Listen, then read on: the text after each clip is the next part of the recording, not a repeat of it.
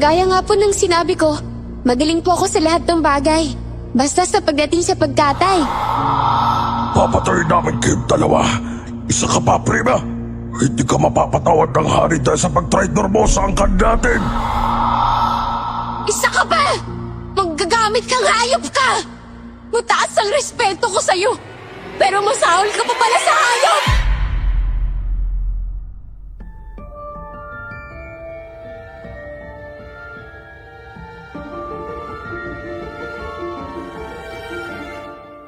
Anak ako ng mahirap, ngunit mayaman na ang pangarap ko sa buhay. Sa murang edad, natuto na akong magnegosyo. Ang perang ginamit ko sa puhunan ay galing sa panalo ko sa sugal. Opo, nagsusugal po ako noon at nagbabaka sakaling manalo ng malaking halaga. Sumang-ayon naman sa akin ang panahon. Nanalo ako sa sugal at itinayo ko ng negosyo.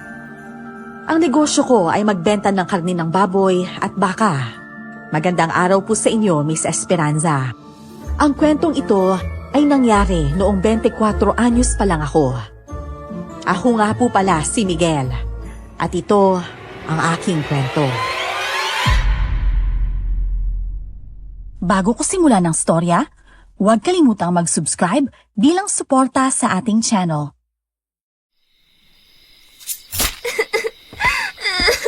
Paula, sinabi ko na kasi sa'yo huwag kang maglalaro ng kutsilyo. Ikaw talagang bata ka. Hindi ka nakikinig eh. Kaya tuloy na pala mo, munti ka na matanggalan ng isang mong daliri oh. Kuya! Hindi ko naman po kasi alam na ganun katalim ang kutsilyo na yan eh. Natural na matalim yan kasi ginagamit yan para kumatay ng baboy. Teka, nasa na ba si Kuya Onyok? Nasa banyo po siya. Kaya pala ikaw na naman ang may hawak ng gamit niya eh. Ibalik mo na yan doon at sumama ka sa akin. Kailangan natin gamutin ang sugat mo. Nandito na ako, Paula. Diyos ko, ang daming dugo sa sugat mo. Ate Juanita naman, bakit mo hinayaan si Paula na pumasok dito banda sa katayan? Sinabihan ko na po kayo na huwag na siyang hayaang makapasok. Eh hindi ko naman alam na lalaruin niya ang kutsilyo. Sinabihan ko na siya pero puro siya opo. Ayun pala, hindi naman sumusunod. Akin ang daliri mo, ha? Sorry po talaga, Kuya Miguel. Hindi naman ako galit. Nag-aalala lang ako sa'yo. Sa susunod, makinig ka sa akin ha. Ang mga gamit dito, hindi nilalaroan. Pangkatay ito ng mga baboy. Opo, di ko na po ulitin. Aba, dapat lang. Ay, ayan. Tapos ko nang gamutin ang sugat mo. Halika nga dito, Paula. Alam mo, hindi nagagalit si Kuya sa'yo. Siyempre, nag-aalala ako dahil kapatid kita. Ang swerte mo talaga sa kapatid mo, Paula. Lahat binibigay niya para sa'yo. Inaalagaan at minamahal ka niya ng higit pa sa tunay na kapatid. Oo nga po. Mabait po talaga si Kuya Miguel, no? Kaya nung nalaman ko po na ampunin niya ako, sobrang saya ko po. Para sa akin, hindi kita ampon. Kapatid ang turing ko sa'yo, tunay na kapatid.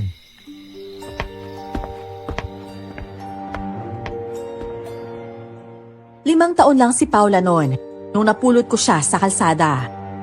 Si Ate Juanita ang naglilinis sa katayan.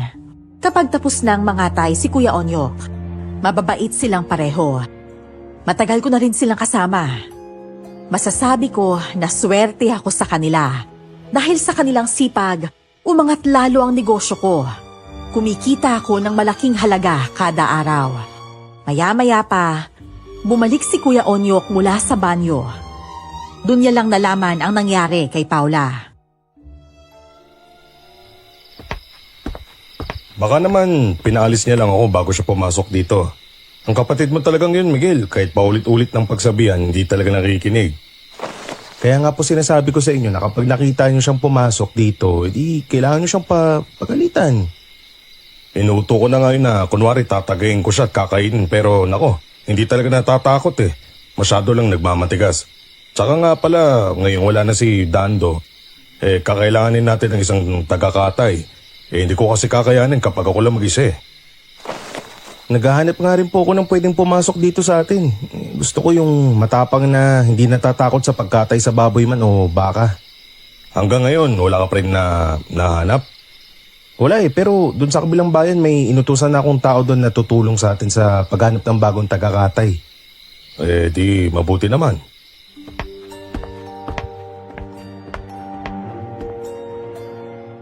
Nakita kong napatingin si Kuya Onyok sa dugo ng nasa sahig.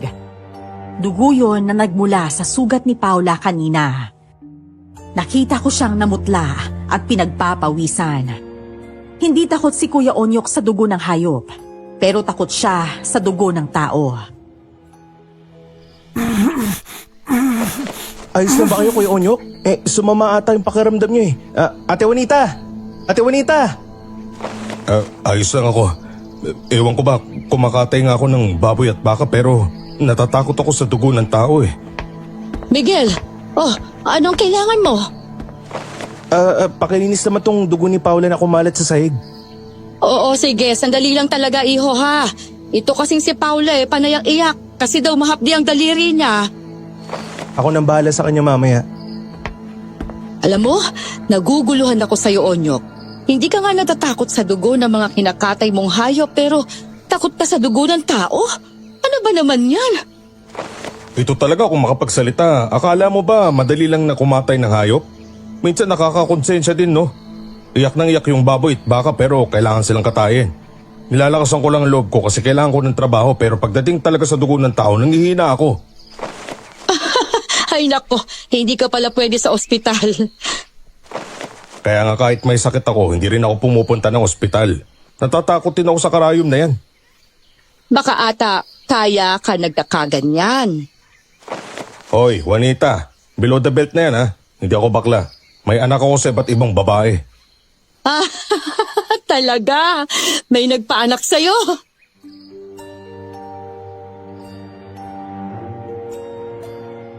Madalas ko naman silang naririnig na nagkakasagutan na parang mga bata. Kaya sanay na ako sa kanila. Sa lahat ng mga tauhan ko, sila ang pinagkakatiwalaan ko sa lahat ng bagay. Sumapit ang umaga. Pinatawag ako ni Kuya Onyo. Meron daw babaeng nag-apply bilang tagakatay. Pinuntahan ko naman siya para makita. Hindi lang ito basta babae. Damit lalaki at kilos purong lalaki din.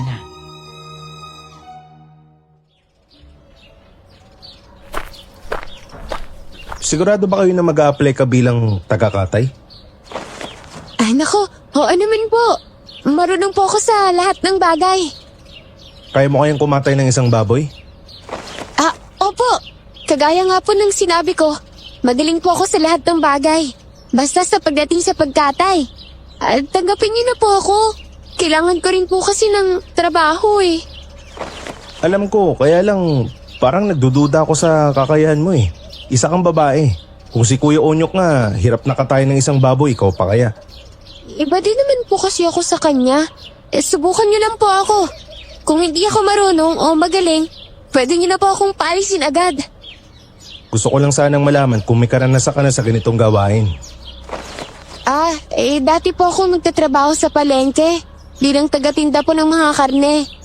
Hindi pa naman po ako na nakakatay ng baboy. Pero sa tingin ko po kaya ko naman po.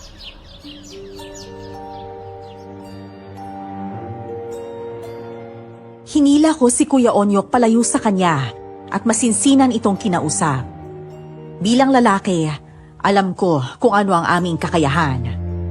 Hindi rin ako babae at kahit astig siyang tingnan, alam ko na hindi siya gaanong malakas.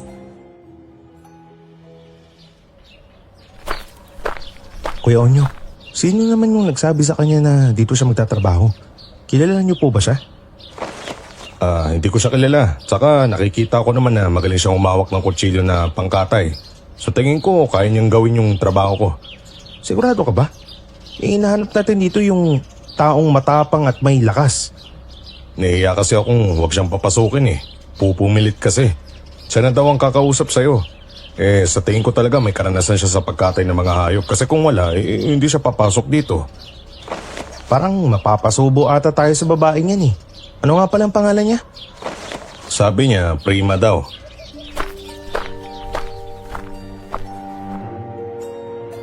Dumating naman si Ate Juanita. At nang makita niya ang babae, kinausap niya ito. Doon ko lang napagtanto, nakakilala siya ni Ate Juanita. Hindi ka na ba nagtatrabaho doon sa palengke? Hindi na po eh. Umalis na po ako dun. Kasi masyado pong mabunganga yung amo ko eh. Tsaka naisipan ko po na dito na lang po lumipat kasi lalaki po ang amo at binata. Oo, mabait talaga yang si Miguel. Magkakilala po kayong dalawa? Oo. Nagtatrabaho siya doon sa isang babae na binabagsakan natin ng karne. Nakikita kong siyang nagbubuhat. Babae yan ha, pero ang lakas-lakas niya. Para siyang lalaki. Ate Juanita naman. Kung makalalaki naman po kayo sa akin, tunay na babae po ako, no? O siya, pwede ka na magtrabaho dito simula ngayon. Mamaya may kakatayin kang baboy. Gusto kong makita kung paano ako kumatay. Ayan kung ayos lang sa'yo. Mas maganda nga po yun eh. Para malaman ko po kung pasado ang ginagawa ko sa inyo o hindi.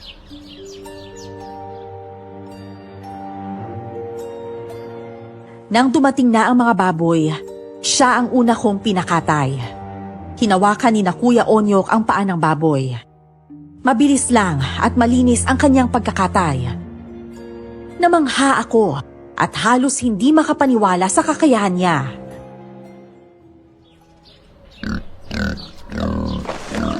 Ang galing mo talagang kumatay ng baboy, Prima. Umamin ka nga sa akin. Paano ka natuto ng ganyang kakayahan? Kagaya nga po ng sinabi ko, nagtatrabaho po ako sa palengke. Kahit pa paano po, marunong po akong gumamit ng mga kutsilyo. Ito pong pagkatay naman, namana ko po to sa tatay ko. Maliit pa po kasi ako, madalas na po kaming pumupunta sa piyesta. Siya po ang pinapakatay ng mga handang baboy o baka. Kaya naman pala eh. Mukhang nagustuhan mo ata si Prima ng ganong kabilis Opo, galing niyo po talaga eh. Pareho kayo ng kakayahan sa bilis at pagkalinis ng pagkatay. Para rin siyang expert Oo eh. Saka nga pala, maiwan ko muna kayo. Kailangan ko munang pakainin yung mga alaga nating baboy. Itong mga karne ng baboy, bagsak nyo na sa pwesto ng mga Isko at Meray. Sige. Oy, sino bang sasama sa akin sa pagbagsak ng karne? Si Prima na lang. Maiwan na lang si Ate Juanita dito para makalinis ang mga ginamit niyo sa pagkatay. Oo, kaya na namin to ni Prima. Mukha pa naman siyang malakas kaysa sa akin.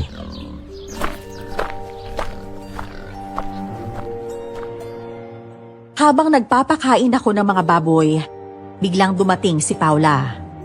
Naitanong niya sa akin ang tungkol kay Prima. Nagulat naman ako sa sinabi ng kapatid ko tungkol sa babae.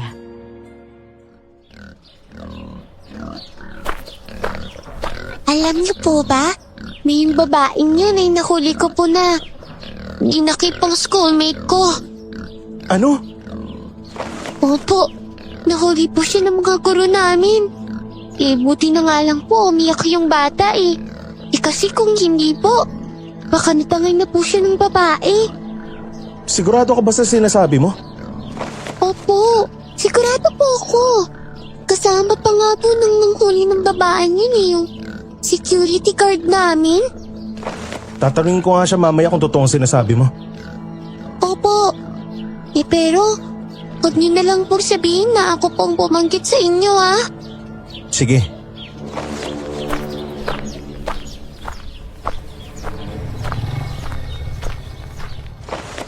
Intusan lang naman po kasi akong hulihin yung batang yun. Wala po akong magawa kundi sumunod. Dati kasi talaga ako nagtatrabaho ng mga hindi magandang gawain. Ano naman ang nagtulak sa'yo para mag-iba ng trabaho?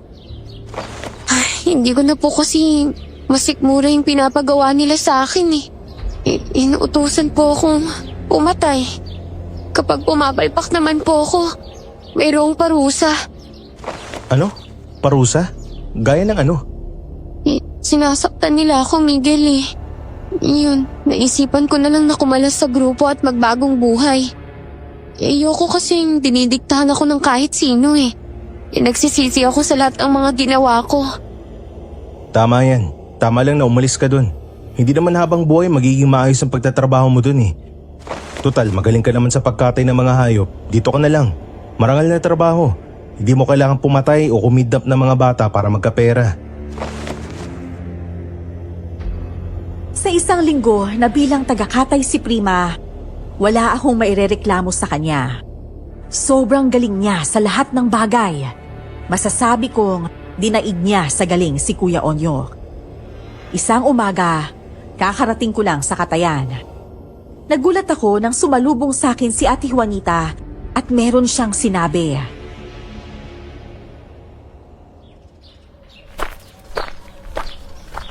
Miguel, huwag ka magulat sa sasabihin ko, ha? Pero ano kasi, yung mga alaga mong baboy, nawawala doon sa kulungan. Ano? Lahat sila nawala? Eh, sino naman ang kumuha nun? Ang dami-dami nun. Hindi naman lahat. Doon sa pinakadulong kulungan, nawawala ang 3 baboy mo doon. Pero sino yung nagnakaw? Kailang yung maring makapasok dito eh. Alangan naman na ako. Anong gagawin ko sa mga yon? Tsaka hindi ko naman yun madadala sa bahay. Dumating na ba si Kuya Onyok at Prima? Hindi pa eh. Sige, kakausapin ko na lang sila mamaya. Ang pagkakaalam ko, gabi na yun kung umuwi si Kuya Onyok. Tinatago pa niya kasi yung mga damit niya na pangkatay eh. Dapat kasi papakainin ko mga baboy. Nagtataka nga ako kung paano silang nawala. Wala man lang bakas na nakita. Hayop ng mga magnanakaw na yan. Magbabayad talaga sila sa ginawa nila sa negosyo ko. Kaya lang wala tayong maituro kung sino ang nagnakaw. Hindi magtatagal, malalaman din natin yan. Wala naman sikreto na hindi nabubunyag eh. Tsaka nga pala, ihinabilin pala ng isang customer natin dun sa palengke na kung pwede ka raw nilang makausap. Mayroon kasi silang hihingi na pabor sa'yo. Alam ko na po yun. Saka na ako pupunta dun mamaya kapag nakausap ko na sina Prima at Kuya Onyok.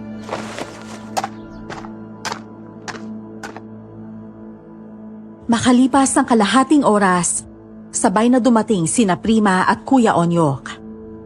Dinala ko sila dun sa kulungan ng baboy. Nagulat rin sila nang malaman na nawawala ang 3 alaga kong baboy na dapat sana'y kakatayin sa mismong araw na yon. Nauna po kasi ako umuwi kagabi kay Kuya Onyok eh. Kaya hindi ko po alam kung sino po yung may kagagawan niyan. Masala naman ako. Magkasunod lang kaya tayo kagabi. Wala naman kasing kakatayin kaya umuwi na ako ng maaga. Alam mo yung Miguel? Kaya lang naman po ako nag-uusisa dahil baka naman may napansin kayong kakaiba kagabi. Hindi ko naman kayo pinagbibintangan. Ang akala ko kasi kami sinisisi mo eh. Nako, hindi po. Sayang kasi yung 3 baboy na yun eh. Meron pa naman akong pinangakuan na babagsakan ng karne dun sa palengke kahapon pa. Ano na pong gagawin natin ngayon? Hindi ko rin alam. Ano na lang siguro, kakatay na lang tayo ng iba dyan kaysa masira tayo sa mga customer natin. Magtatanong-tanong ako sa baryo mamaya kung may nawawala rin silang hayop. Ay naku, nagbagong buhay na rin ako, Miguel. Hindi na ako magnanakaw, no? Tsaka kung magnanakaw man ako, hindi ko kukunin ang mga alaga mong baboy. May ingay mga yun eh.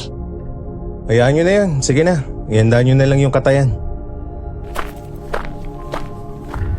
Itinuro ko sa kanila kung aling baboy ang kanilang kakatayin. Umalis ako sa katayan at pumunta ng palengke. Doon ako nakarinig ng kwento. Hindi lang pala ako ang nawalan, kundi marami din. Si Mang Bernie na isa sa mga suki ko ay nakapagkwento rin tungkol sa nawawalang karne na inilagay niya sa tambakan sa isang silid.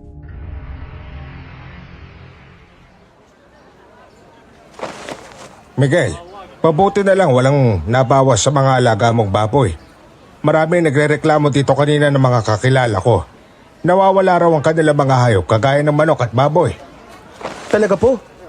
Nako, yung 3 baboy ko nawawala nga rin po eh. Ang akala ko talaga ako lang yung ninakawan. Hindi lang ikaw kundi pati na rin ako. Pati rin kami. Pwede talagang magnanakaw na yan eh. Ano kaya magandang gawin sa mga yan? Kung mahuli sana iti parusahan.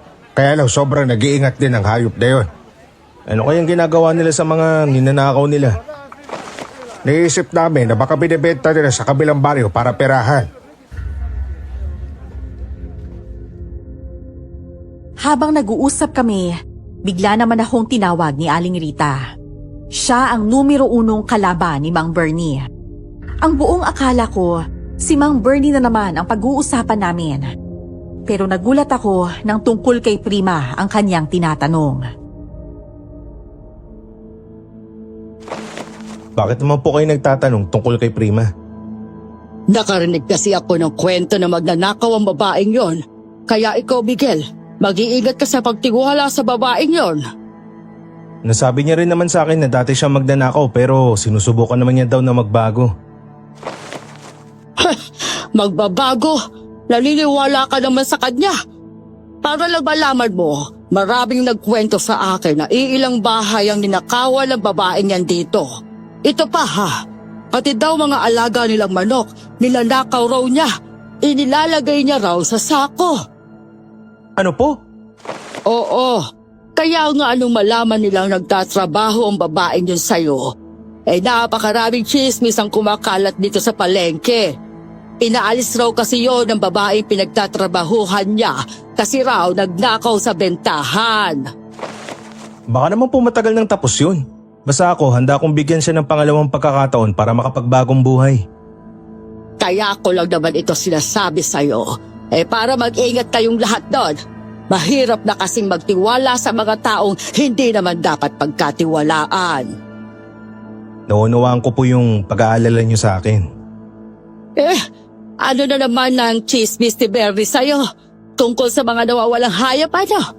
May chismis na rin akong narinig na siya ang nag-uutos sa mga tao para magdakaw. Aling Rita, alam ko po na magkalaban kayo pero wag niyo naman pong gawa ng kwento si Mang Bernie. Totoo ang sinasabi ko. Hayaan mo't darating din ang araw na malalaman ng lahat ang baho niyan. Lumipas pa ang mga araw. Isang kahindik-hindik na problema ang hinarap ng baryo namin. Kung kailan umangat ang aming ekonomiya, saka rin dinapuan ng malaking sakit ang mga tao. Sakit na hindi maunawaan kung saan galing.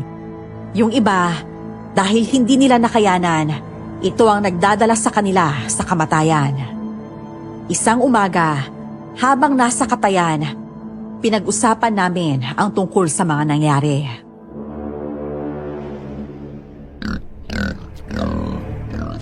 Paano kaya nangyari na nagkaroon ng kakaibang sakit ang mga tao, no? Okay naman sana kung mga matatanda lang pero pati mga bata eh. Kaya nga ang sabi nga ng iba baka raw isinumpa ang baryo natin. Biglang natubuan ng pantal-pantal ang mga tao tapos ang lala, sobra. Kahit anong gamit namin hindi naman gumagaling hanggang sa mamatay na lang sila dahil doon. Kaya wag raw tumabi sa mga taong may ganong kakaibang sakit. Marami nagsasabi na nakakaawa daw yun eh. Mukha namang hindi. Marami akong tao na kausap sa palengke na mayroong ganong sakit pero hindi naman ako nahawaan. Sa tingin ko kung sino lang ang sinasadyang bigyan ng ganong sakit, sila lang talaga nagkakasakit. Ay, bahala na sila sa buhay nila.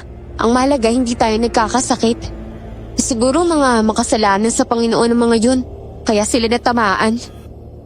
Walang may gusto na magkaroon ng ganong sakit. Nawawala na nga yung mga alagang hayop ng mga tao tapos sumabay pa tong problema. Hindi na alam ng mga tao kung ano yung una nilang haharapin. Kapag nga talaga minamalas ka, kahit anong ingat mo, sadyang mamamatay ka. Tsaka nga pala, mamayang gabi merong kakatayin dito. Kaninong schedule nga mamaya? Schedule ng dalawang lalaki na si Martin at Lando. Silang kakatay mamayang gabi. Sige, 2 baboy lang naman ang kakatayin mamayang gabi. Dito na rin sila matutulog sa katayan. Kailangan kasi na bukas ang alas 4 ng umaga, madedeliver ka agad yung mga karne. Sige. Bilinan ko na lang sila mamaya bago ako umalis. Salamat po, Kuya Onyok.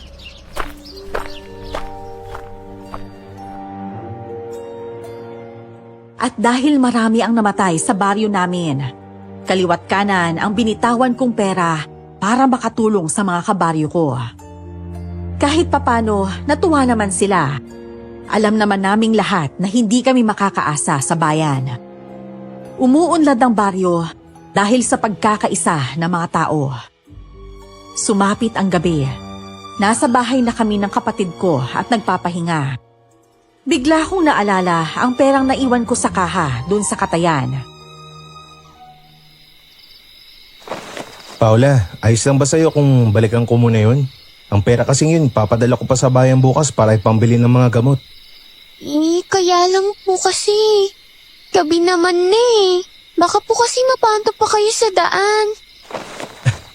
Ito talagang kapatid ko, napakamaalalahanin. Huwag ka mag-alala, walang mangyayaring masama kay kuya.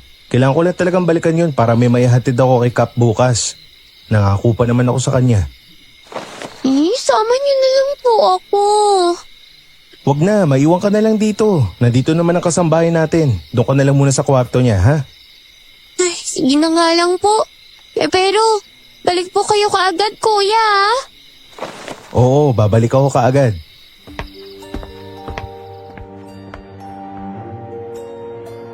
Dali-dali akong umalis ng bahay para pumunta sa Katayan. 7:00 pa lang naman ng gabi. Kaya sigurado ako na sa ganoong oras, marami pa ang hindi nakakauwi. Nasa 10 ang tauhan ko sa Katayan. Paiba-iba ang schedule para hindi sila mahirapan sa mga gawain. Nagulat ako nang makasalubong ko si Ate Juanita. Saan ka pupunta? Babalik ka pa ba sa Katayan? Opo, may kailangan lang akong balikan doon na mahalagang bagay. Ganun ba? 8:00 sana ng gabi ang alis ko sa Katayan. Kaya lang may mga kasama naman sila doon. Nandoon si Prima, nagpaiwan. Nagpaiwan? Ang akala ko sabi niya kanina kailangan niya makauwi ng maaga dahil meron siyang lakad. Ewan ko sa kanya. Sabi niya mamaya na lang daw siya uuwi kapag tapos na ang pagtatay sa mga baboy. Baka kako balak mang tumulong. Nako, kahit tumulong siya wala siyang mapapala na sahod sa akin ngayong gabi. Alternate na nga po kayo para mabigyan ko ng trabaho ang iba. Kawawa naman kasi, tagutom pa naman ngayon saka sumabay din tong mga nangyayari. Baka naman nagpapasikat sa iyong babaeng yun. Ate Juanita naman, umuwi na kayo. Kailangan ko rin kasi makabalik kaagad sa bahay. Nangako pa naman ako kay Paula na babalik ako kaagad. O siya, ingat ka dyan sa kanto ha.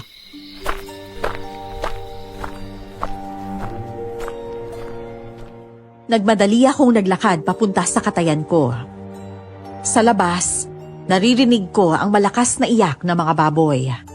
Dahan-dahan akong pumasok at naabutan ko ang 2 lalaki na kinakatay ang baboy na hinabilin ko sa kanila kanina. Nagtaka ako nang hindi ko nahanap si Prima doon. Inikot ko pa ang buong Katayan. Doon ko siya natagpuan sa kusina. Nagtatangkang maghugas ng kanyang mga kamay na punong-puno ng dugo.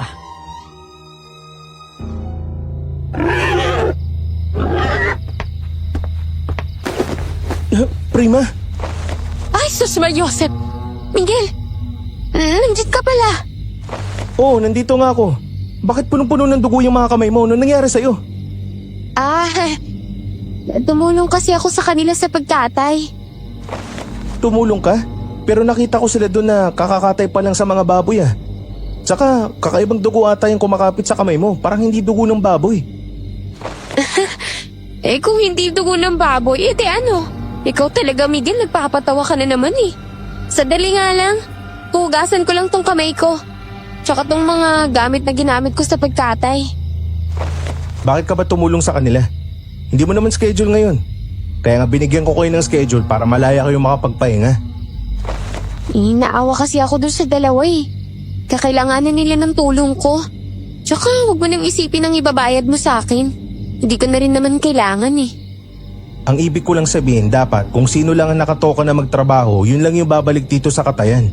Wala ka bang balak na magpahinga? Meron. Uuwi na nga ako pagkatapos nito eh. Kung ayaw mong maniwala sa akin na tumutulong ako, magtanong ka dun sa 2 tauhan mo.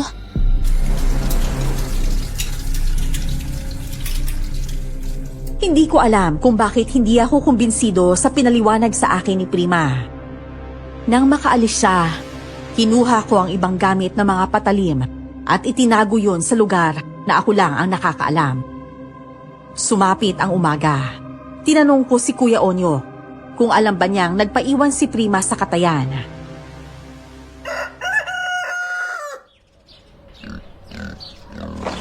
Bakit daw ba siya napaiwan? Hindi ko nga rin alam eh. Tinanong ko siya pero ang sabi niya sa akin, tumulong siya sa pagkatay ng baboy.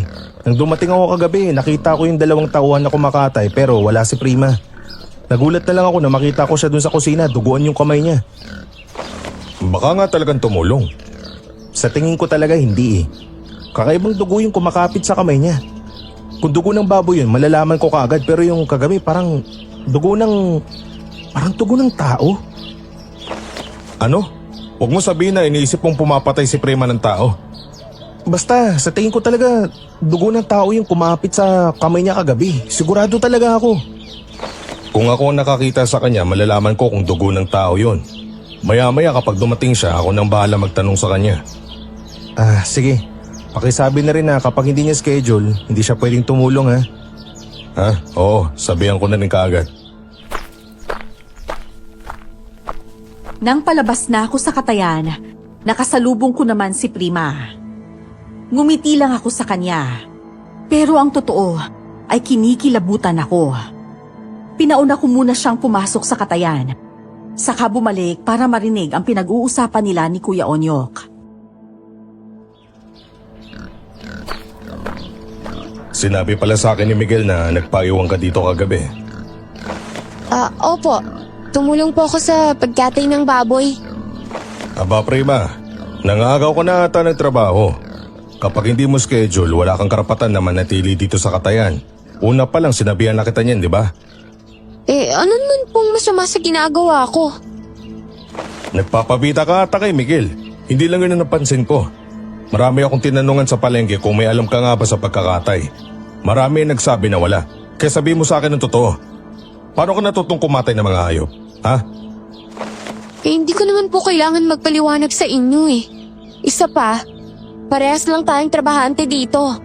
Tsaka ang ayaw ko sa lahat ay yung pinapakalaman ako ng kapwa ko trabahador. Ang yabang mo kung sumagot. Hindi mo ba alam na kahit si Miguel nire-respeto niya ako? Ang kapal naman ng mukha mong pagsabihan ako ng ganyan. Bakit? May masama ba akong ginawa kagabi ha? Wala naman ah. Hindi ko nga rin maintindihan kung bakit gano'n na lang reaksyon ninyo nung malaman yung nagpaiwan ako kagabi. Ano bang mali sa ginawa ko? Mali bang tumulong? Walang mali sa pagtulong. Ito tatapatin na kita. Hindi magkakaganyan si Miguel kung wala siya napansin na kakaiba sa'yo. Ang sabihin mo, bukod sa pagtulong, may iba ka pang dahilan kaya ka nagpaiwan dito. Ay, ewan ko sa inyo. Mga praning nga talaga kayong lahat. Hanggang isang araw, pumunta na naman ako sa palengke para kamustahin ang mga customers ko. Naabutan ko ang grupo ng matatanda na nag-uusap tungkol sa sinaunang nilalang. Sa pagkakataong yon, nagulat na lang ako na magkasundo na sina Mang Bernie at Aling Rita. Lumapit ako sa kanila para makinig sa kanilang pinag-uusapan.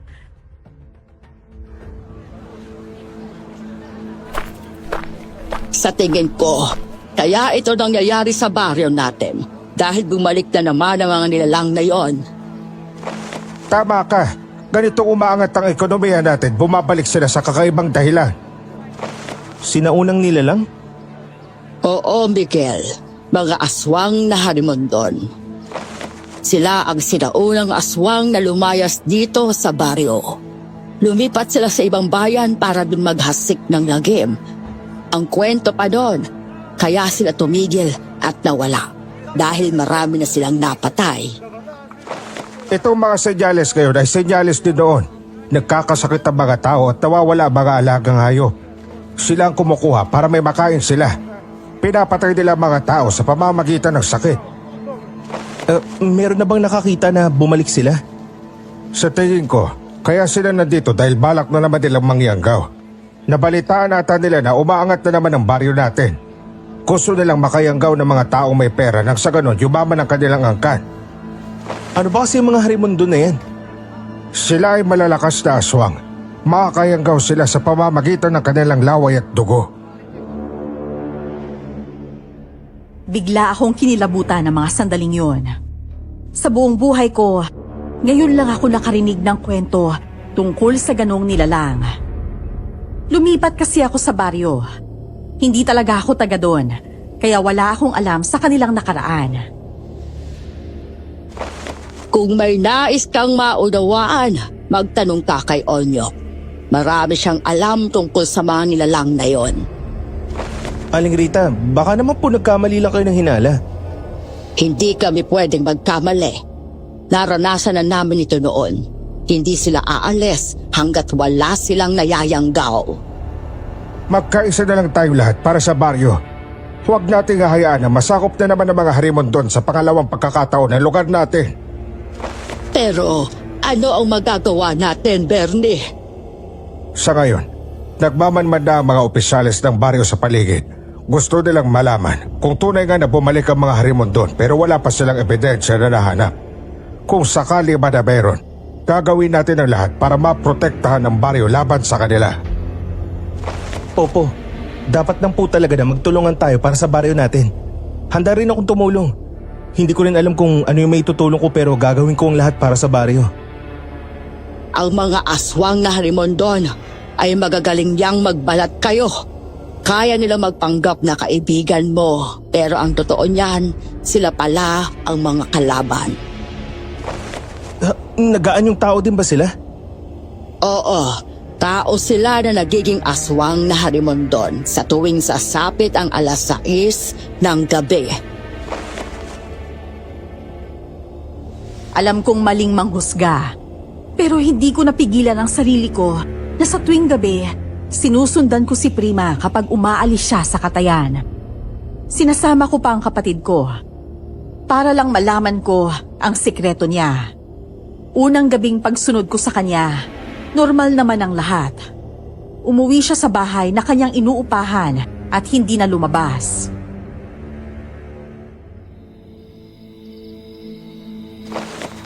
Kuya, bakit po ba natin sinusundan yung babaeng yan? Huwag mo pong sabihin sa akin na may gusto ka sa babaeng yan, ha? Ano? Hindi ko siya gusto, no? Mas lalaki pa nga siya sa akin eh. Kaya paano ko magugustuhan? May gusto lang akong tuklasin sa kanya.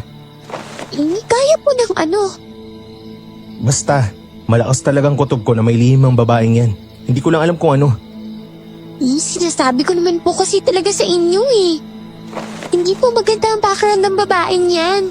Bakit po kasi siya tinanggap sa katayan? Kung may duda ka naman po talaga sa kanya.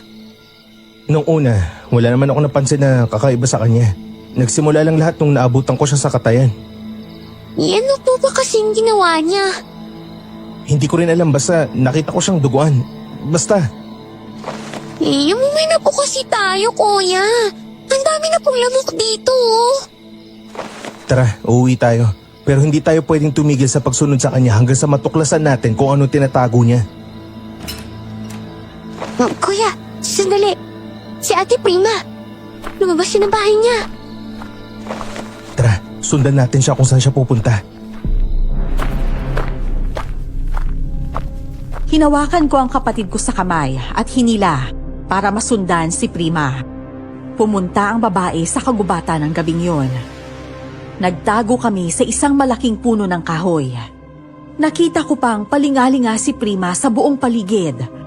Bigla akong napuwing, kaya kinuskus ko ang aking mga mata. Nang pagkadilat ko, biglang nawala si Prima. Nawala na po ba ang puwing ninyo? Oo, wala na. Teka, nasaan na si Prima? Ewan ko po.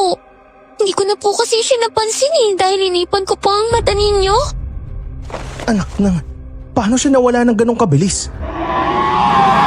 Kuya, nakakilabot naman po yung tunog na yun. Umuwi na po tayo. Sige, uwi na tayo. Sa susunod, sisiguraduhin ko na hindi na makakatakas ang babaeng yun sa paningin ko. Nang palabas na kami ng kagubatan, biglang lumitaw ang nilalang sa aming harapan. Nilalang na matipuno ang katawan. May matatalas na kuko at may mahabang dila. Natakot kaming pareho ni Paula. Tinangka kaming salakayin ng nilalang na yon. Ngunit merong isang malaking aso na sumalakay sa kanya. Habang naglalaban sila, tumakas kami ni Paula sa kagubatan.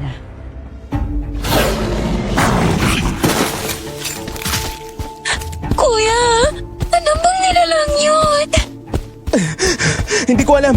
Bilisan mo lang sa pagtakbo. Hindi nila tayo pwedeng maabutan. Bakit naman po tayo niligtas ng aso? Ewan ko. Basta kailangan natin makaligtas sa kanila. Baka kaya sila naglalaban dahil pinag-aagawan nilang karne natin. Yun na ating sinasabi nilang aswang na Harimondon. Aswang? Oo, mamaya ko na lang ipapaliwanag sa iyo lahat dun sa bahay. Muntikan na tayo dun sa mga halimaw na yun. Kayo naman po kasi. Kasalanan talaga to ni Ate Prima. Kung hindi natin siya sinundan, hindi po tayo makakakita na nakakatakot na nilalang na yun. Isang grasya na para sa akin na nakaligtas kami sa mga nilalang na yon. Kinaumagahan, tinanong ko si Kuya Onyo tungkol sa mga aswang na Harimondon. Habang wala pa ang iba niyang kasama, nakipagkwentuhan muna siya sa akin. Bakit mo naman natanong ang mga nilalang na yon? Nakarating na rin ba sa'yo yung balita na bumalik na sila? Opo. Tagal ko na pong alam pero hindi ako nag-usisa sa inyo. Kagabi po kasi may nakita kami ni Paula na isang matipunong tao. Mahahaba yung kanyang mga kuko at dila. Siya ba'y isang aswang na Harimondon? Oo, ganun nga ang wangis nila pero paano kayo nakakita ng ganun? Basta sa kagubatan. Ang akala ko nga mamamatay na kami ni Paula. Mabuti na lang merong malaking aso na dumating. Nang sasalakayin na kami ng nilalang, biglang sinugaban ng aso kaya hindi niya kami nasaktan. Lumalabas na nga sila. Sa tingin ko meron silang natitipuhan na yang gawin. Naniniwala ko na isa ka rin sa target nila, Miguel. Lahat ng mga negosyante sa baryo na to, gusto nilang yang gawin. Ano? Kung ganun, ano po yung pwede kong gawin para makaligtas ako sa kanila? Makaligtas ka lang sa kanila kapag mapatay mo sila. Malalakas sila, Miguel. Bihira ka lang makahanap ng taong makakapatay sa aswang na Harimondon. Ang mga manunugis lamang ang may kakayahan na patayin sila. Kung ganun, kailangan ko makahanap ng manunugis. Kailangan matapos ang angkan ng mga Harimondon na yan. Manunugis? Teka, manunugis ba ang aswang na gusto mong hanapin? Huwag kang sumabat kung di ka ang kinakausap ni Miguel. Hindi naman siguro lingid sa'yo na may aswang na Harimondon na gumagala dito. Sa tingin ko, alam mo na yun. Oo, matagal ko nang nalaman. Pero saan ka naman makakahanap ng manunugis? Hindi ko din alam, Prima. Sisikapin kong makahanap para mapatay ang mga hayop na yan. Natahimik silang pareho ng mga sandaling yon. Nang umalis na ako, sumunod si Prima sa akin. Dinala niya ako sa labas ng katayan at kinausap ng masinsinan. Oh, Miguel, simula nung nadatnan mo akong tumulong dito sa katayan, nag-iba na yung pakikitungo mo sa akin. Wala naman akong ginagawang masama ah. Ang gusto ko lang talaga ay makatulong. Paano mo naman nasabi na nag-ibang pakikitungo ko sa'yo? Kasi malamig na ang mga titig mo sa akin. Halos ayaw mo rin akong kausapin eh. Wala akong masamang intensyon sa'yo o sa ibang kasama ko dito. Wala naman akong sinabi na may masama kang intensyon. Maniwala ka naman sa akin oh. Wala akong gagawing masama. At saka kung meron kang hindi dapat pagkatiwalaan, si Kuya Onyok yun. Ano? Huwag mo siyang sisiraan sa akin. Hindi ko siya sinisiraan. Nang nawala ang mga baboy mo, alam kong siya ang kumuha. Hindi ko lang sinabi sa'yo kaagad. Dahil alam kong hindi ka maniniwala sa akin. Sinungaling ka. Gusto mo lang sirain ang samahan namin dito sa katayan. Hindi nga ako nagsisinungaling. Nakita mismo ng dalawang mata ko. Bigyan mo ako ng pagkakataon para patunayan ko sa'yo ang sinasabi ko. Totoong siya ang kumuha ng 3 baboy. Maniwala ka sa akin. Baka sa mukha nito ang sinseridad habang nagsasalita. Sumapit na naman ang gabi. Sinundan ko na naman si Prima at kasama ko si Paula. Nang gabing yon, hindi siya dumiretso sa bahay niya. kundi sa sementeryo.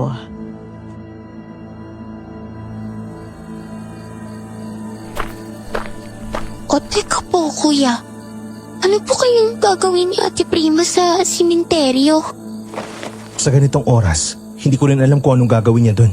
Dito na natin malalaman kung anong sikreto ng babaeng yan. Sana nga po talaga malaman na po natin yung sikreto niya eh. Para matapos ang pagsunod natin sa kanya. Napapagod na rin po kasi ako eh. Sana nga lang talaga. Alam ko na may masamang balak ang babaeng yan kaya niya sinisiraan yung iba niyang kasama sa katayan. Huwag na lang po kasi kayong maniwala sa kanya. Oo, pwede naman din pong magpanggap na lang kayong naniniwala. Ayun na siya. Magmamasid lang tayo dito.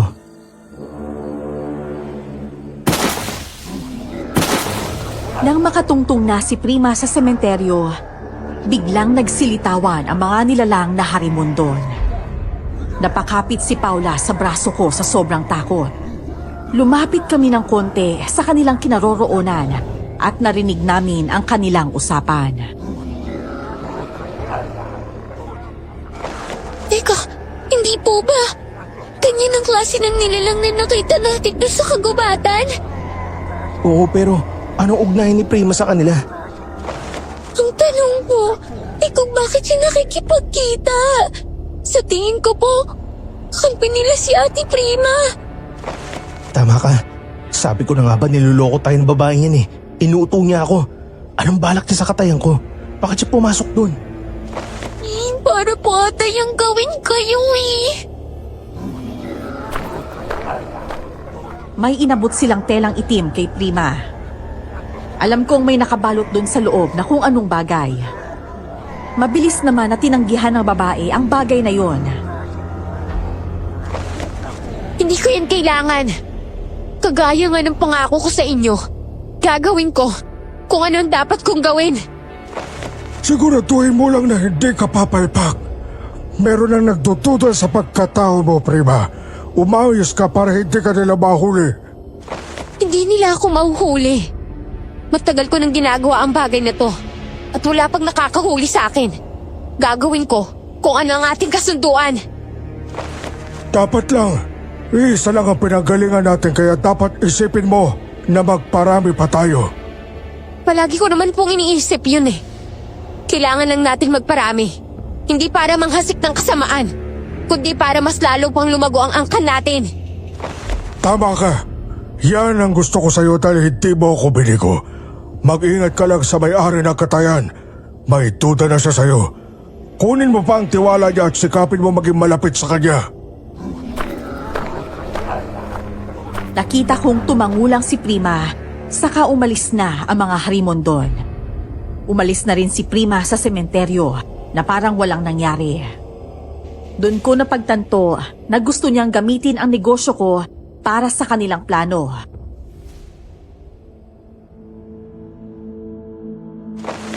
Teka, ano pong plano ninyo? Kayong alam niyo na po ang pagkatao ng babaeng yan. Hindi ko naman siya pwedeng paalisin ng ganun-ganun lang. Magdududa siya. Tama ka nga, Paula. Pwede rin ako magpanggap na naniniwala sa sinasabi niya. Kung gusto niyo makuha ang tiwala ko, kailangan ko rin makuha ang tiwala niya. Kung magsumbong po kaya tayo sa barangay. Sa tingin mo may maniniwala sa atin? Oo naman po. Hinahanap ng mga tao ngayon ang haribundon. Kapag sinabi natin sa kanila na may kaugnayan si Ate Prima sa mga nilalang, maaari po nilang hulihin ng babae para gawing pain sa mga nilalang. Susubukan ko magsumbong bukas sa mga taga-barangay. Nang sumapit ang umaga, una kong kinausap si Kuya Onyok bago pumunta sa barangay. Sinabi ko sa kanya na huwag siyang magtiwala sa dalaga, kaya nagtaka naman ito.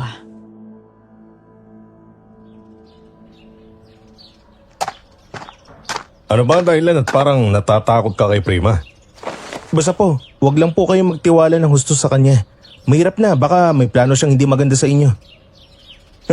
Kaya ko ang sarili ko. Saka isa pa, madalas akong may hawak ng kutsilyo.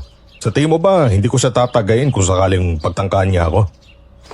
May kailangan lang akong isiwalat sa kapitan at sa mga tanod. Tukol saan, Miguel? Basta, Sa ako nasasabihin sa inyo ang lahat kapag natapos ko na silang makausap sa barangay.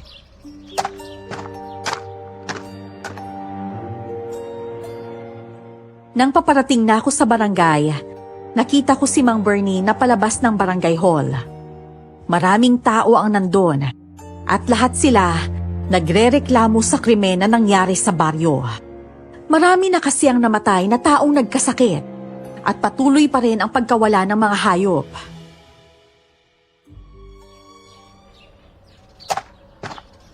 Miguel, bakit ka na pa rito? Gusto ko lang sana makausap sina kapitan at ang mga konsehal. Nandun sila sa loob. Alam mo ba na usap-usapan si Prima dito sa baryo? Kagabi raw may mga harimon doon na sumalakay sa mga mangingisda. Iniligtas daw sila ni Prima. Ano? Oo, kaya nga sobrang pagpapasalamat nila eh. Marami ang mga taong lumabas ngayon na iniligtas rin daw ni Prima sa mga nilalang. Bayani ang tingin nila kay Prima. Paano nangyari na iniligtas sila ni Prima? Pinatay raw ni Prima ang mga harimon doon na gustong pumatay sa kanila. Alam mo, bilib din ako sa babae yun. Kahit dahil lang siya sa baryo natin, marami pa siyang naitulong kaysa sa mga tanod. Pero hindi siya pwedeng pagkatiwalaan. Kaya niya ginagawa ang bagay na yun para lituhin tayo sa totoong pakay niya. Ano? Anong ibig mong sabihin? Nakita ko siyang kausap ang mga harimon doon sa sementeryo. May kaugnayan siya sa mga nilalang na yun. Ano? Kung meron siyang kaugnayan, bakit sinasabi ng iba na pinapatay niya ang mga harimon doon? Yun din ang hindi ko alam. Plano niyang lahat ng to, inuuto niya tayong lahat. Sandaling hindi nakainig si Mang Bernie. Alam kong nalilito siya sa sinabi ko. Pagkasapit ng gabi, nag-iisip ako ng planong gagawin ko para mabulgar ang pagsisinungaling ni Prima. Nakaupo ako sa labas ng bahay sa may ilalim ng malaking puno. Nagulat na lang ako nang may sumalakay sa akin na isang nilalang. Nakalmot niya ako sa likod. Nagpagulong-gulong ako sa lupa nang malakas niya akong sinisipa.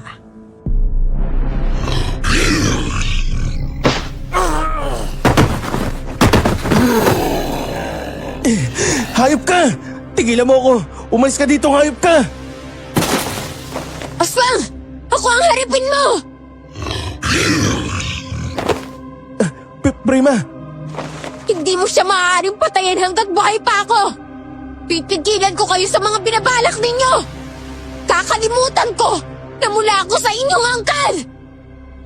Prima, ikaw! Alam kong kakampi ka niya, kaya huwag ka nang umastang bayani! Umangil ang aswang at tinapakan ang dibdib ko. Napangiwi ako sa sobrang sakit. Mabilis pa sa kidlat na sinalakay nito si Prima. Nakailag naman ang babae. Nakita kong kinuha ni Prima ang kutsilyo na pangkatay at tinagayon sa leeg na harimon doon. Napatay niya nga ito ng ganun kabilis. Teka, ayos ka lang ba? Traidor ka! Alam kong kakampi ka nila. Sa tingin mo ba makukuha mong tiwala ko kahit iniligtas mo ko? Alam ko na rin na noon mo pa ako sinusubaybayan. Kung talagang kakampi nila ako, matagal na kitang pinatay. Mag-usap tayo. Karapatan mong malaman ng lahat ng lihim ko. Gusto ko na rin na manahimik ka na eh. At wag mo na akong sundan. Maaari ka mapahamak sa ginagawa mo, pati si Paula. Tinatala mo pa. Hindi! Hindi kita ipapasok sa bahay ko. Hindi ko alam kung anong intensyon mo sa akin pero alam kong masama kang babae. Tama ka. Masama nga talaga akong babae. Hindi ako inosente. Pero hindi ko alam ang kanilang ginagawa. Galing ako sa angkan ng mga harimundon. Ako ang tumutulong sa kanila para makapangyanggaw. Para mas lalo pa kaming dumami. Bakit ka pumapayag na gamitin ka nila? Hindi ako pumapayag na gamitin nila ako. Gusto lang namin na magparami ng lahi. At isa ka sa gusto nilang niyang gawin. Kaya ako pumasok sa katayan. Ako sana ang gagawa nun. Kaya lang hindi natuloy. Marami kang pagkakataon na yang gawin ako. Pero bakit hindi mo ginawa? Dahil nagbago na ang isipan ko. Huli na nang natuklasan ko ang karumal-dumal na krimeng ginagawa ng mga angkan ko sa kabilang baryo. Nagpapanggap lang ako na kumakampi sa kanila. Kaya kailangan ko patayin ang mga harimundo na pumapatay at gustong mong biktima. Nang sa ganun, Hindi na nila masabi sa hari na tumutulong ako sa mga tao. Anong karumal-dumal na krimen ang ginagawa ng mga Harimondon sa kabilang baryo? Pumapatay sila ng tao. Yun ang di ko matanggap. Gusto kong matuloy yung plano pangyayanggaw. Pero hindi ko gusto yung kanilang kalakaran na pumapatay sila. Kaya mas pinili kong manatili sa katayan. Kahit alam kong sinusubaybayan mo ko. Dahil gusto kitang protektahan sa kanila. Kuya! Kinukausap mo! Hoy, babae! Layuan mo nga ang kapatid ko! Isa kang aswang! Kapag hindi mo siya nilayuan, sasabuhan kita ng asin! Teka, hindi ako masamang tao! Ayan! Bagay lang yan sa'yo! Teka, bakit mo ako sinabuyan ng asin? Loko ka talagang bata ka! Walang nangyari kay Prima nang dampian ng asin ang kanyang katawan. Isang patunay na hindi siya isang aswang. Napatingin ako sa katawan ng Harimondon na natalsikan ng asin. Unti-unti itong natunaw at naging abo.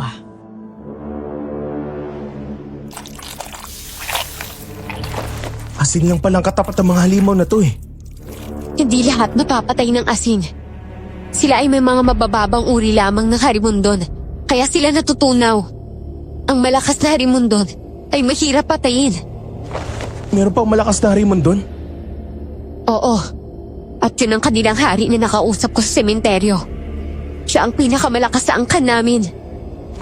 Teka, bakit po hindi ka natunaw sa asin? Yun ay dahil hindi naman ako aswang. May lahi lang akong Harimondon, pero hindi ako aswang. Kuya, huwag ka nga po magpaniwala sa kanya. Hindi siya nagsasabi ng totoo. Ay, ano ka ba? Nagsasabi ako ng totoo, Paula. Miguel, may mahalaga tayong bagay na dapat pag-usapan tungkol kay Paula. Ano naman yun? Hindi niya pwedeng marinig kung ano.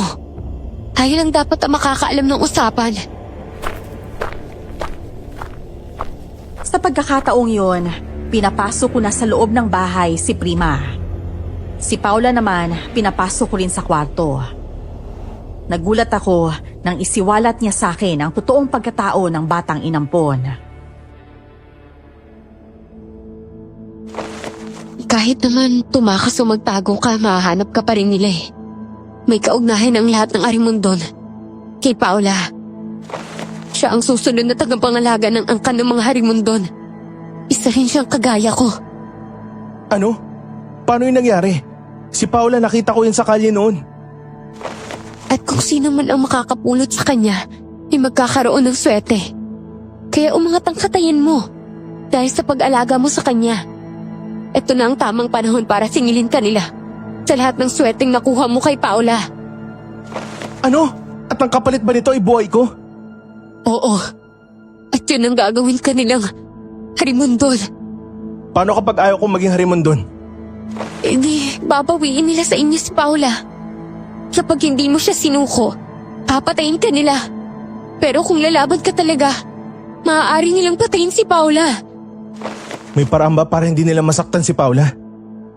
Oo, kailangan na mapatay ang pinuno ng Harimondon.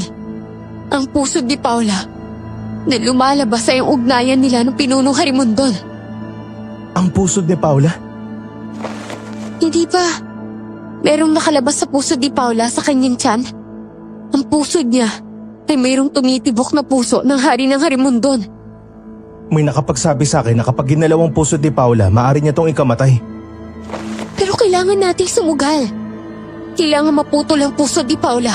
Nang sa ganun, mawala ang ugnayan nila ng aswang ng Harimondon. Ang makakagawa lamang nun ay ang mga taong may kakayanan sa panggagamot.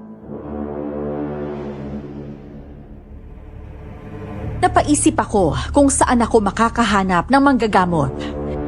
Hanggang sa naalala ko si Aling Rita.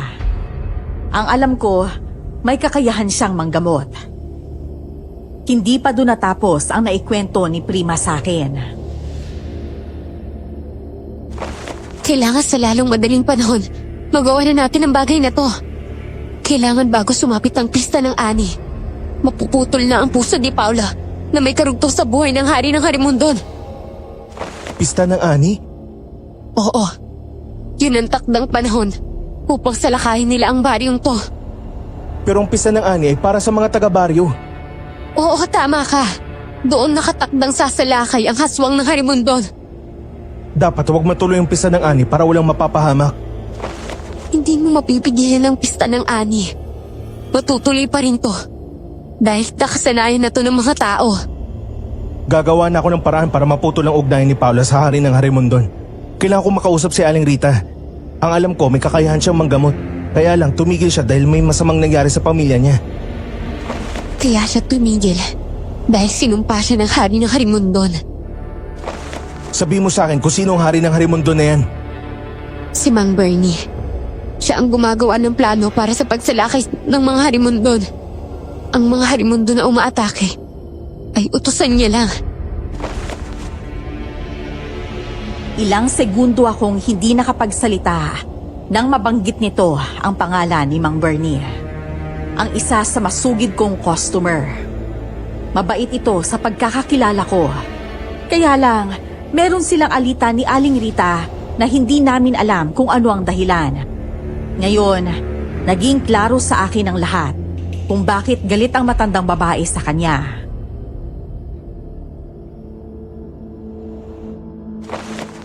Kailangan kong puntahan si Aling Rita ngayon. Baka may maitulong siya sa atin. Pero mag-iingat ka lang Magdadala lang ako ng pangontra para kung sakaling may sasalakay sa akin, may ilalaban ako. Oh, kailangan ko din mag-ikot sa buong baryo. Alam kong sasalakay ang ibang Harimondon ngayong gabi. Sige, patay mo sila, Prima. Hadangan mo ang kanilang plano. Kaya ko sila pinapatay. Para kapag dumating ang pista ng ani, konti na lang ang kailangan nating patayin.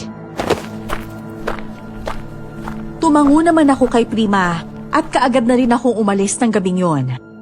Pumunta ako sa bahay ni Aling Rita. Nadatnan ko ang matandang babae na may sinasaboy na bigas sa labas ng kanilang bahay. Aling Rita! Miguel, ano ginagawa mo dito? Gabing-gabi na eh. Delikado nang lumabas, lalo na at may gumagalang mga Harimondon. Nandito po ako para humingi ng tulong. Ay, pumasok ka sa loob ng bahay. Doon tayo mag-usap.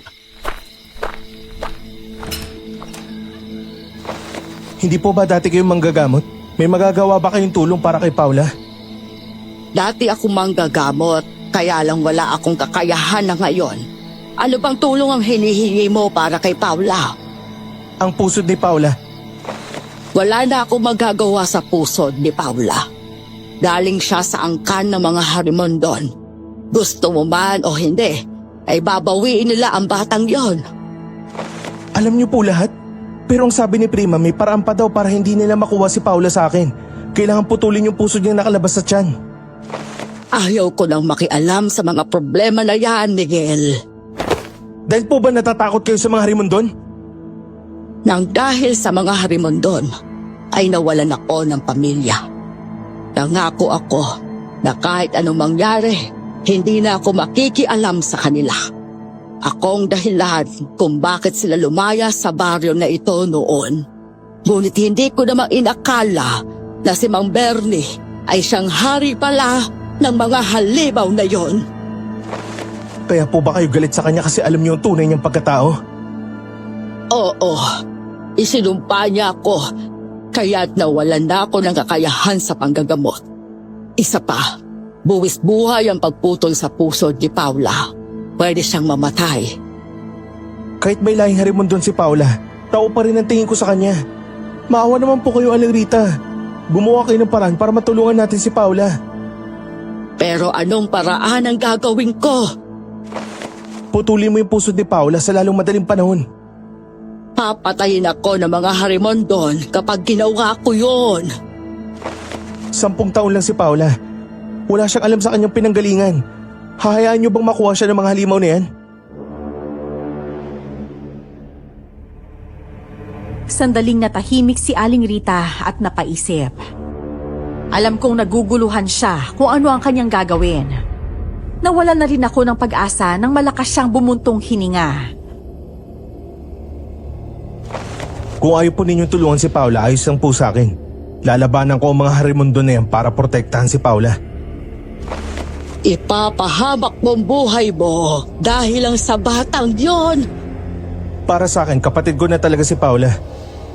Ang ugnayan ng Haring Harimondon sa pusod ni Paula ay hindi siya mamamatay hanggat nabubuhay ang bata. Kapag naputol ang pusod na yun, pwede na siyang mamatay, hindi ba? Nagkakamali ka. 2 buhay niya. Ang isa'y nakasalalay kay Paula at ang isa naman ay nakasalalay sa kanyang sarili. Kung ganun, kahit palalabanan siya ng lahat, hindi pa rin siya mamamatay hanggat nandun ang pusod ni Paula.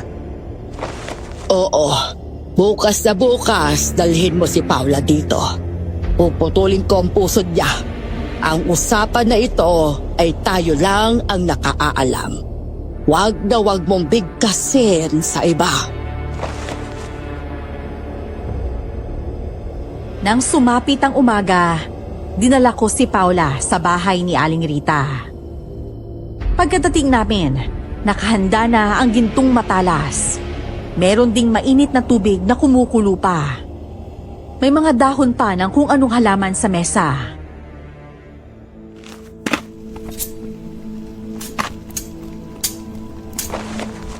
Kuya, ano pong gagawin natin dito? Ipapatanggal natin ang pusod mo. Oh, edi masakit po yan. Talagang masakit, Paula. Pero hindi mo rin ito mararamdaman. Paiinumin kita ng langis na pampatulog. Kaya lang, hindi ako sigurado kung magiging ligtas ka. Sa makalawa, pista na ng ani. Sasalakay na sila. Kaya mo yan, Paula. Magagawa natin to. Natatakot po ako. Huwag ka matakot. Nandito lang naman ako eh. Hindi kita pababayaan. Ginagawa ko to para sa'yo. Tandaan mo yan. Pero kuya, kamamatay ko po to. Kapag ganyan ang iniisip mo, talaga mamamatay ka. Kailangan mo isipin na matapang ka. Tatanggalin ang pusod mong yan dahil ikaw ang habol ng mga masasamang nilalang. Gusto mo bang makuha ka nila sa akin? Hindi po. Di naman pala eh. Kung ayaw mo makuha ka nila sa akin, sumunod ka na lang kung anong gusto ko, okay ba? Alanganing tumango si Paula sa akin. Nagsimula nang magdasal si Aling Rita ng Latin. Pinainom niya ng langis si Paula at pinahiga ito sa papag na nasa loob ng bahay. Lumabas ako para hindi makita kung ano ang ginagawa niya sa kapatid ko. Hindi ko inaasahan na makikita ko doon si Kuya Onyok sa labas na parang naghihintay sa akin.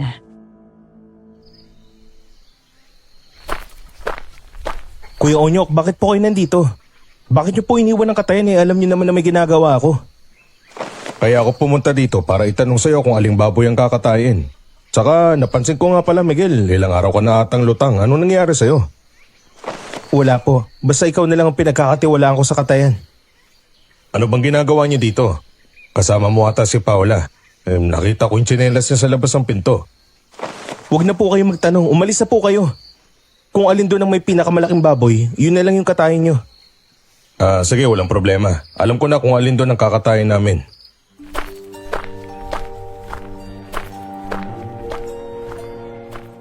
Kaagad siyang umalis pagkatapos naming mag-usap. Ayoko munang bumalik sa loob ng bahay ni Aling Rita. Umikot muna ako sa palengke at hinanap si Mang Bernie. Ni anino ng matanda ay hindi ko nakita.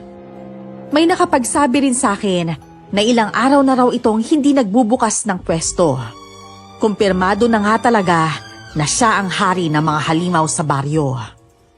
Gabi na nang makabalik ako sa bahay ni Aling Rita. Hindi pa rin nagigising si Paula, kaya kinabahan na kami ng babae.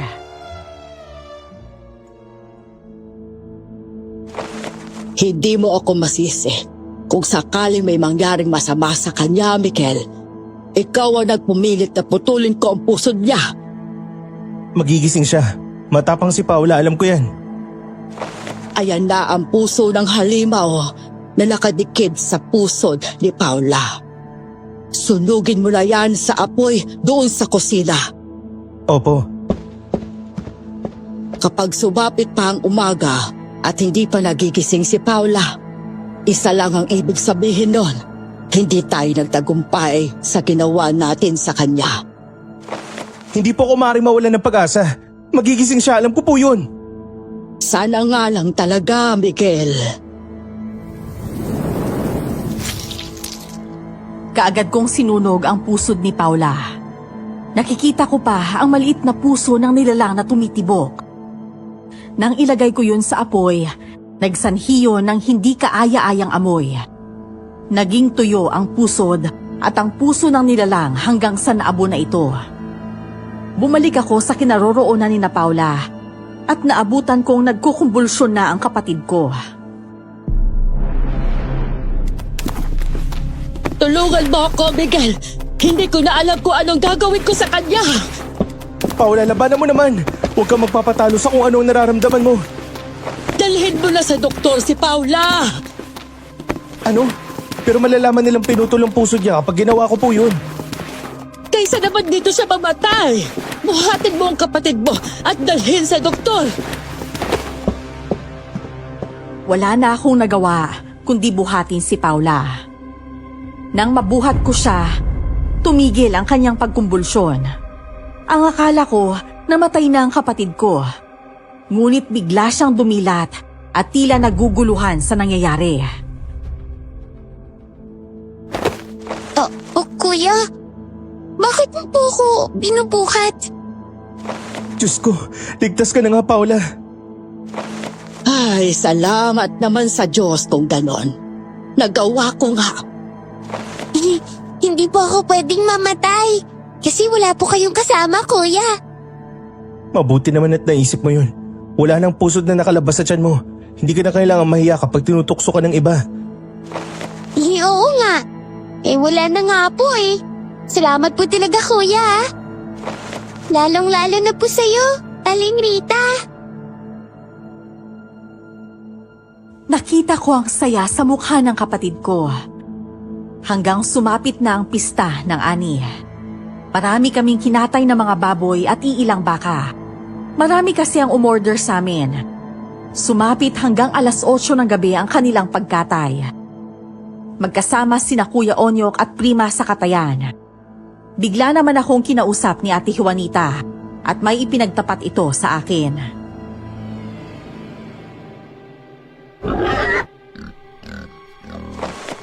Alam mo ba si Onyok, may plano siyang masama sa'yo. Ano po?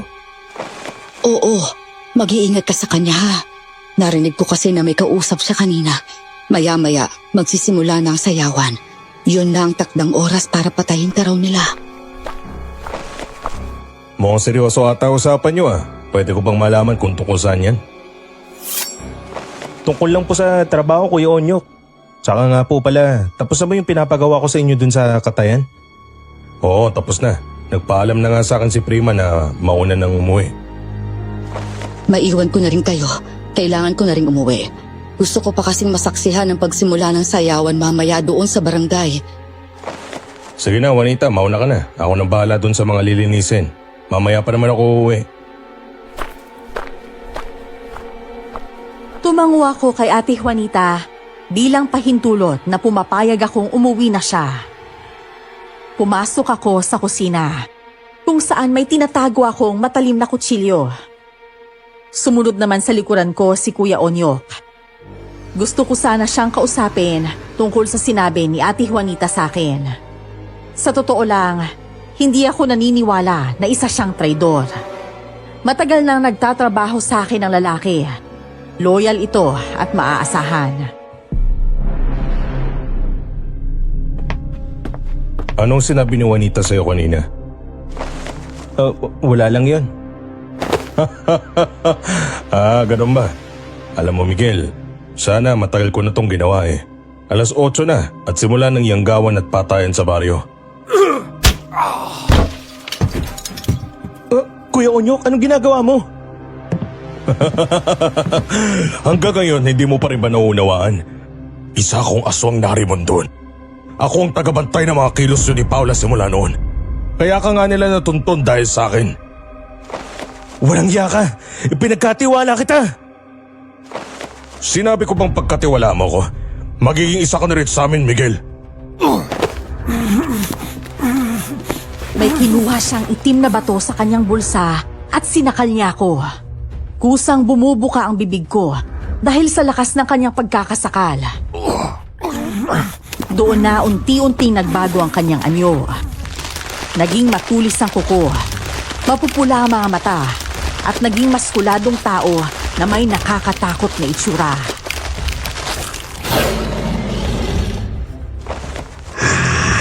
Magiging aswang ka na ngayon, Miguel. Hindi! Ayoko maging katulad mo, ayoko! Buksan mo palalo ang bibig mo. Kapag hindi mo ginawa, ako mismo ang kusang magbubukas niyan. Walang iya ka talagang lalaki ka. Pinagkatiwala kita pero isa ka palang traidor. Hayop ka! Pinabawi lang namin ang swerteng pinatikim namin sa'yo. Onyok!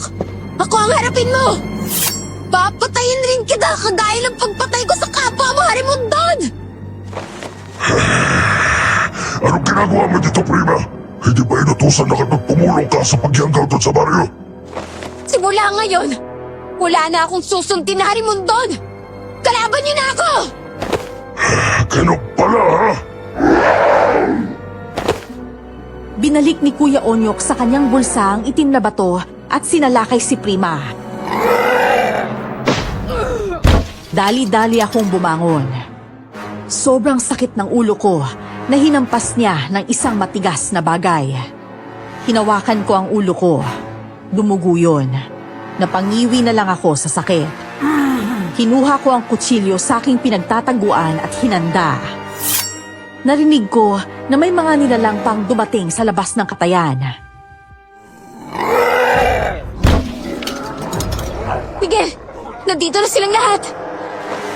Lalaban ako sa inyo, mga hayop kayo! Papatayin namin kayong dalawa. Lalong-lalo ka na, Miguel. Isa ka pa, Prima. Hindi ka mapapatawad ng hari dahil sa pag-traidor mo sa angkan natin. Isa ka pa! Maggagamit kang hayop ka! Para sa angkan ng halimot mo ng ginagawa mo, walang gumagamit sa'yo.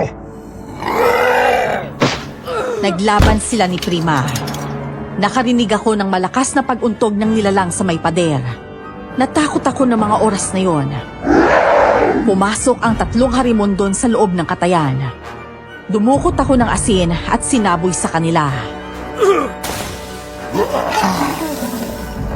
Isang pangyayari na hindi nila inaasahan.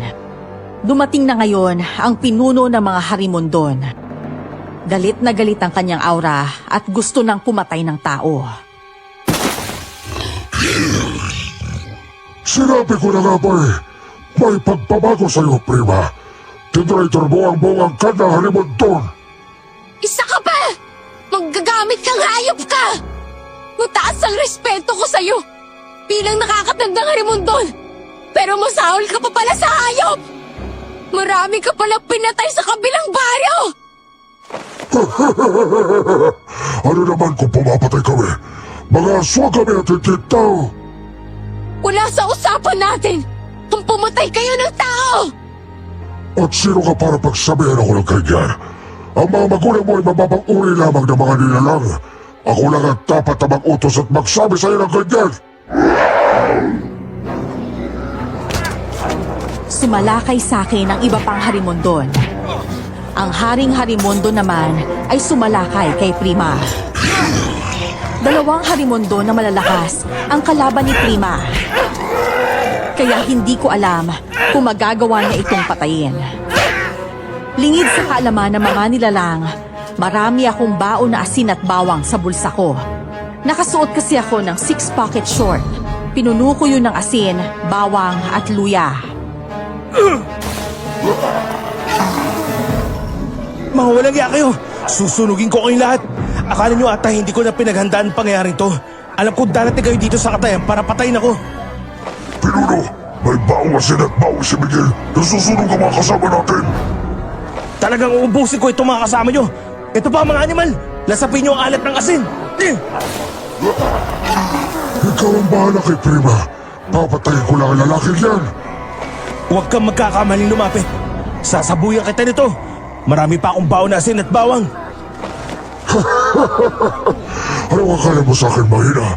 Kahit anong saboy mo pa, hindi mo ako mapapatay ng asin at bawang mo. Mabilis na umatake sa kinaroroonan ko ang matandang Harimondon. Buong lakas niya akong tinula, kaya nauntog sa semento ang likuran ko at ulo. Hinalmot niya ako sa dibdib at mukha. Hinawakan niya ako sa leeg at inangat sa ere, sabay hagis nito sa akin sa loob ng katayan. Gumulong-gulong ako sa sahig. Maraming dugo ang kumalat sa sahig na nagmumula sa sugat ko. Isang maliit na boses ang narinig kong sumigaw at tinatawag ang pangalan ko. Kuya! Tumatil ka din sa wakas, Apo. Halika rito. Sumama ka na sa akin. Babawiin na kita sa kanya. Ayoko po! Hindi ako sasama sa inyo! Hindi pwede hindi ka sasama sa akin. Malaki ang kaugnayan natin, Paula. Sa akin ka lang dapat makinig. Ang akala ko mapapakinabangan ko ang taong kumukup sa'yo pero hindi pala. Ayoko! Si Kuya Miguel lang ang gusto kong makasama! Isang malakas na angil ang narinig ko mula sa kinaroroonan ni na Kuya Onyok at Prima. Napatingin naman kami doon. Nakita kong sugatan si Kuya Onyok. Ang mga kamay ni Prima ay nasa kanyang dibdib. Biglang tinanggal ni Prima ang kanyang kamay sa dibdib ng lalaki at doon ko lang napagtanto na may punyal pala siya. Napatay niya si Kuya Onyok nang walang kahirap-hirap.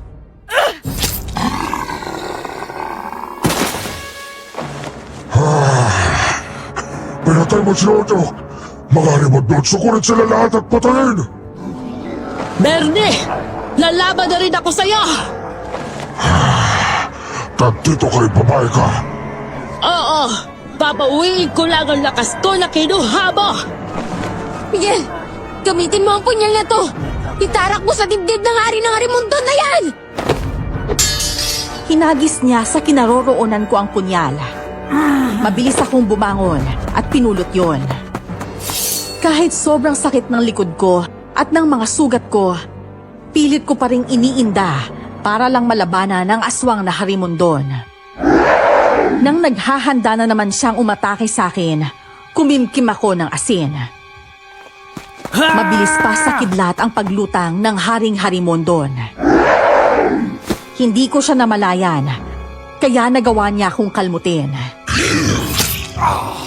Natumba ako sa sahig. Pakiramdam ko, ako lang talaga ang gusto niyang mapatay. Nagulat naman ako nang hinampas ni Aling Rita ng kung anong bagay ang aswang. Napaangil ito at humarap sa matandang babae. Hindi ka na pala natatabla na manunggal, ha? Pero dito, sigurado akong sunog yung mukha mo! Hindi! Ano yung sinabi mo sa akin ang abdi ng mukha ko? Katas lang naman dyan ang manunggal at ng holy water. Ano? Masarap ba sa pakiramdam? Mamatay ka na ngayong gabi! Hindi niyo ako mapapatay! Tunay nga na matagal ka mamatay kahit anong gawin sa'yo. Matagal talaga akong mamatay. Walang makakapatay sa akin. Sige, saksakin mo pa ako kung gusto mo. Ipapakita ko sa'yo kung hanggang saan ang kaya ko. Maubos ka na lalakas sa pagsaksak sa akin. Ganun ha? Pues, ito pa para sa'yo.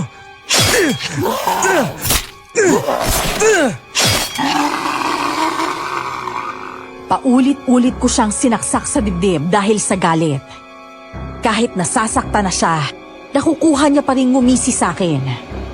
Nang napuruhan ko na ang puso niya, doon na siya nagsuka ng dugo.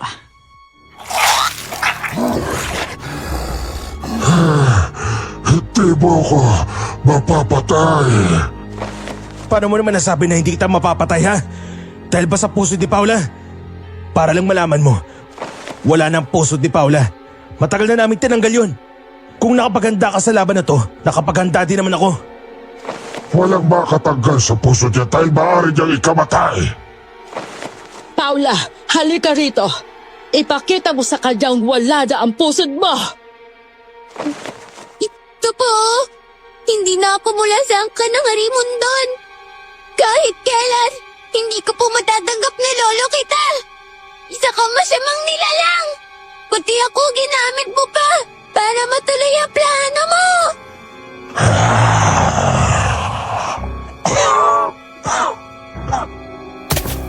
Nanlaki ang mga mata ni Mang Bernie nang makita na wala na nga ang pusod ni Paula kung saan nandun ang pangalawang buhay niya. Ang mga Harimondon na alalay niya ay unti-unti ring nagiging abo.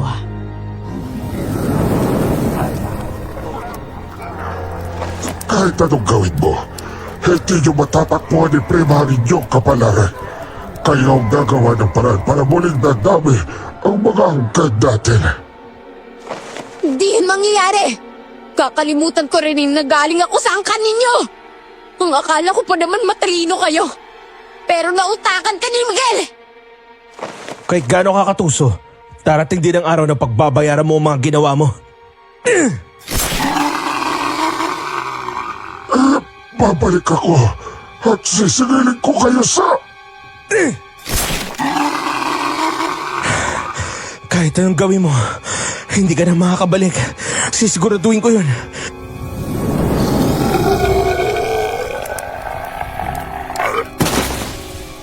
Tuluyang nawalan ng buhay si Mang Bernie.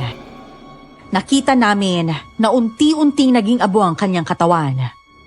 Napayakap na lang kami sa isa't isa dahil sa sobrang saya. Dinala nila ako sa bahay para magamot ang mga sugat ko. Nang gabing yon, maraming tao ang dumating sa bahay. Ang hindi ko pala alam ay humingi ng tulong si Ate Juanita sa kanila at ibinulgar nito ang pagkatao ni Kuya Onyok.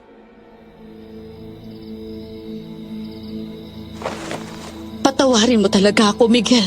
Wala kasi akong lakas sa loob na sabihin sa'yo ang totoo. Matagal ko nang alam na isang aswang na Harimondon si Onyok. Kaya lang natatakot ako magsalita. Hayaan mo na yun. Tapusin natin, Juanita. Ang mahalaga, walang namatay sa atin. Ay, maraming salamat sa lakas na loob na ibinigay mo sa akin, Miguel.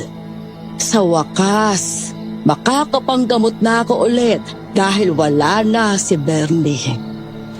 Tuluyan na pong nawala ng bisa ang sumpa niya sa inyo. Malaya ka na po makapanggagamot uli, Aling Rita. Kuya, wala na po bang nilalang na darating para makuha nila ako sa'yo? Wala na, Paula. Habang buhay na tayo magsasama. Yay! Mabuti naman po kung ganon.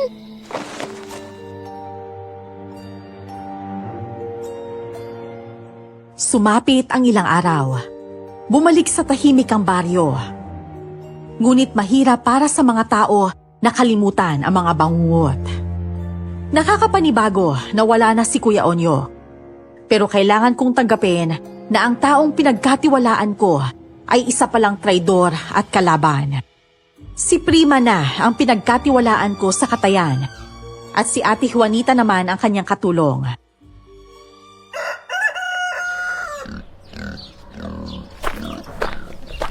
Oh, boss.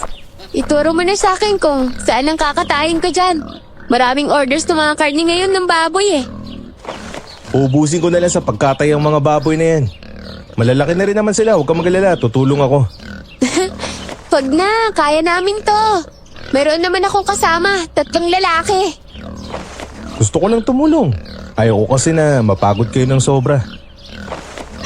Nakakalungkot kasi wala na si Onyok. Yung lalaki talagang yon, kinuha pa ang loob natin. Kalimutan na natin siya. Hindi naman pala siya tunay na kaibigan. Kaya lang siya naging mabait dahil may masama siyang binabalak. Ay naku, wag niyo na siyang alalahanin. Malulungkot lang kayo niyan pag pinag-usapan niyo pa siya. Ikaw nang bahala sa mga kasama mo, Prima. Ha? Kung may iutos ka sa kanila, iutos mo lang. Aba? Parang ako na ang bagong amo ah. Alam ko kasi ang kakayahan mo. Kaya sigurado ako mas lalo tayo magiging paldo araw-araw. O ano pang hinihintay ninyo? Magsimula na kayo magkatay ng baboy. Nako, kapag inunan nyo pa ang usapan, baka hindi aabot ng maaga dun sa mga nag-order.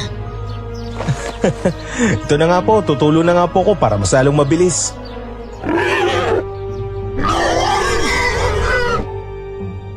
Pagkatapos ng pangyayaring yon, bumalik sa tahimik ang baryo. Mas lalo pang umunlad ang ekonomiya ng bayan namin. Sa tulong ni na Prima at Ate Juanita, nagkaroon pa ako ng ibang pwestong katayan sa bayan.